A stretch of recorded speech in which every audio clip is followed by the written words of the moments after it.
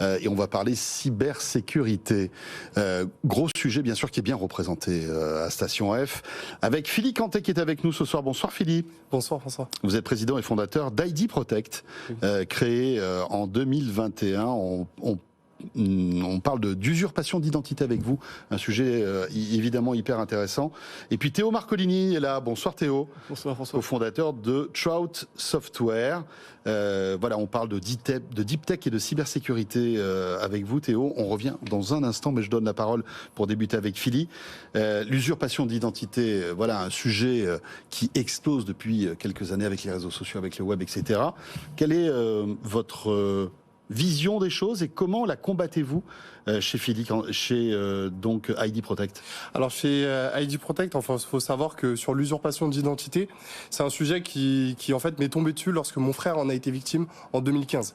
Il a perdu un document, son document a été retrouvé puis utilisé, malgré qu'il ait déclaré la perte de ce document. Un document d'identité en fait, on va Tout dire. à fait, c'est une carte d'identité. D'accord. Donc ce document a été utilisé pour ouvrir des comptes bancaires, ouvrir des lignes téléphoniques, de faire des demandes de crédit. C'était un réel enfer ce qu'il a vécu pendant 5 ans. Parce que bien évidemment il a été responsable et avec toutes les conséquences que ça peut avoir. Hein. Exactement.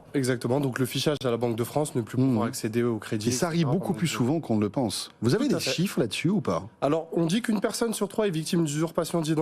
Nous, en tout cas, sur les chiffres qu'on a en interne, c'est qu'on a accompagné, enfin depuis la création d'ID Protect, j'ai accompagné plus de 500 victimes d'usurpation, ce qui m'a permis d'identifier 2 problèmes majeurs. Le premier, c'est qu'un document qui est déclaré perdu peut quand même être utilisé. Ça, c'est le premier élément.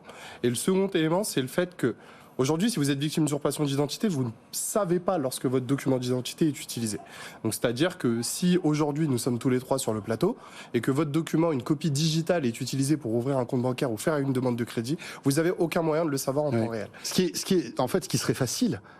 Finalement, on pourrait recevoir une notification sur son smartphone pour nous dire, bah écoutez, voilà, vous venez de vous servir, enfin voilà, vous venez de vous servir de votre carte d'identité. Est-ce que c'est vous finalement? Tout à fait. Et c'est exactement ce qu'on a créé chez ID Protect. Donc, on a créé une fonctionnalité qui permet de vous alerter en temps réel à chaque fois que votre document d'identité est présenté. Et vous pouvez soit accepter et donner votre consentement à l'entrée en relation, ou bien vous pouvez au contraire refuser l'entrée en relation ou la demande de crédit parce que vous êtes victime d'une utilisation frauduleuse. Comment faites-vous ça? Parce que ça veut dire que vous êtes plugué en fait avec les services de police, j'imagine. Comment ça marche? Alors comment on a construit ID Protect jusqu'à présent, c'est sur l'usurpation d'identité. Il faut savoir qu'aujourd'hui il n'y a pas d'acteur qui fait du précontentieux.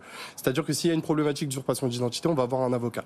Les personnes sont les victimes qu'on accompagne en fait, elles sont assez démunies, elles se sentent seules.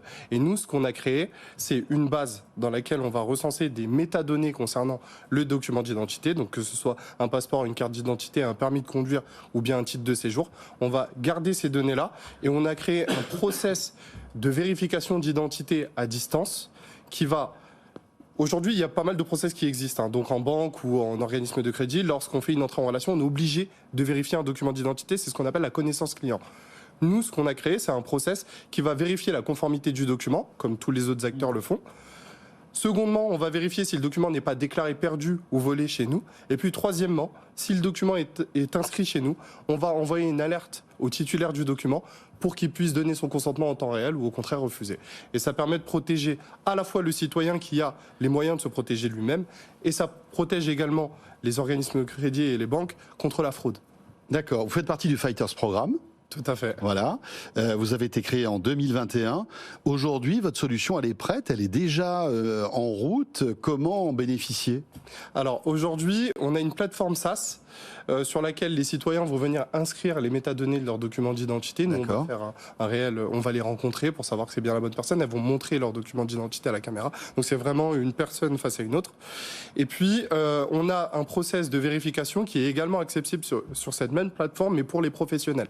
Donc ils vont pouvoir se connecter, faire une vérification du document d'identité avec notre process qui est beaucoup plus poussé que ceux qui existent aujourd'hui.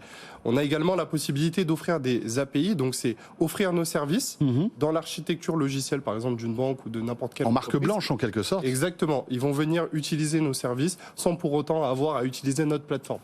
Et là, tout est déjà live sur idprotect.fr. Et d'accord. Et vous avez dit que depuis le début, vous avez combien de dossiers, enfin combien de personnes ont adhéré à votre service? Alors aujourd'hui, en simplement un an depuis qu'on a lancé la plateforme, on a plus de 10 000 documents qui sont déclarés perdus et volés sur notre plateforme. D'accord.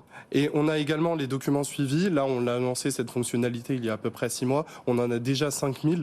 Et là, on va procéder à un lancement officiel lundi prochain d'ailleurs sur cette fonctionnalité-là qui est le 3D Secure du document d'identité. Très bien, merci beaucoup Philly. Donc ça s'appelle ID Protect. Voilà, il ne faut pas sous-estimer l'usurpation d'identité. Quand on rentre dans cette spirale-là, c'est dramatique.